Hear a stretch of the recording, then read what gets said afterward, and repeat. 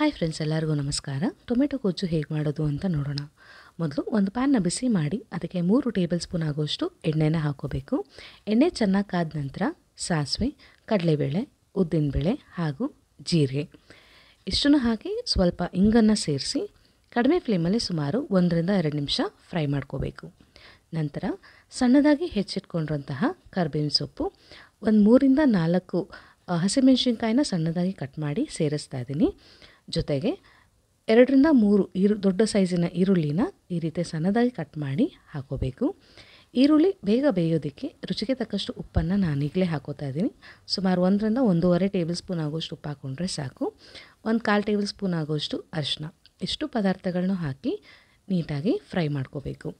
ಈರುಳ್ಳಿ ಸ್ವಲ್ಪ ಸಾಫ್ಟ್ ಆಗಿದ ನಂತರ ಸುಮಾರು 7 ರಿಂದ 8 ಟೊಮೆಟೋನ ಈ ರೀತಿ ಕಟ್ ಮಾಡಿ ಹಾಕೋತಾ ಇದ್ದೀನಿ.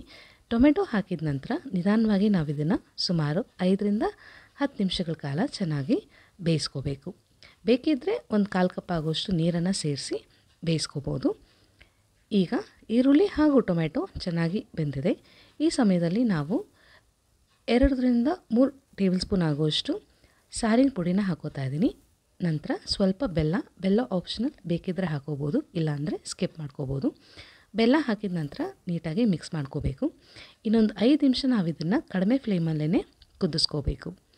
ಕೊನೆಯದಾಗಿ ಸಣ್ಣದಾಗಿ ಹೆಚ್ಚಿಟ್ಕೊಂಡಿರುವಂತಹ ಕೊತ್ತಂಬರಿ ಸೊಪ್ಪನ್ನು ಸೇರಿಸಿ ಜೊತೆಗೆ ಕಾಯಿ ತುರಿನ ಸಹ ಸೇರಿಸಬೇಕು. 1/4 ಕಪ್ ಆಗೋಷ್ಟು ಕಾಯಿ ತುರಿನ ಹಾಕ್ಕೊಂಡ್ರೆ ಸಾಕು. ಈ 2 ಪದಾರ್ಥಗಳನ್ನೂ ಹಾಕಿ ನೀಟಾಗಿ ಮಿಕ್ಸ್ ಮಾಡ್ಕೋಬೇಕು. ಇದನ್ನು ಸುಮಾರು 2 ರಿಂದ 3 ನಿಮಿಷ ಕುದಿಸಿದ್ರೆ ಸಾಕು. ತುಂಬ ಟೇಸ್ಟಿಯಾಗಿರುವಂತಹ ಟೊಮೆಟೊ ಗೊಜ್ಜು ಸರ್ವ್ ಮಾಡೋದಕ್ಕೆ ರೆಡಿ ಇದೆ. ಇದನ್ನು ನೀವು ಬಿಸಿ ಅನ್ನದ ಜೊತೆಗೆ, ದೋಸೆ ಹಾಗೂ ಚಪಾತಿ ಜೊತೆಗೆ ತಿನ್ನೋದಕ್ಕೆ ತುಂಬ ಚೆನ್ನಾಗಿರುತ್ತೆ. ಈ ವಿಡಿಯೋ ನೋಡಿದಂಥ ನಿಮ್ಮೆಲ್ಲರಿಗೂ ಹಾಗೂ ನನ್ನ ಚಾನಲ್ ಸಬ್ಸ್ಕ್ರೈಬರ್ಸ್ಗೂ ತುಂಬ ಥ್ಯಾಂಕ್ಸ್ ಹೇಳೋಕ್ಕೆ ಇಷ್ಟಪಡ್ತೀನಿ. ನಮಸ್ಕಾರ.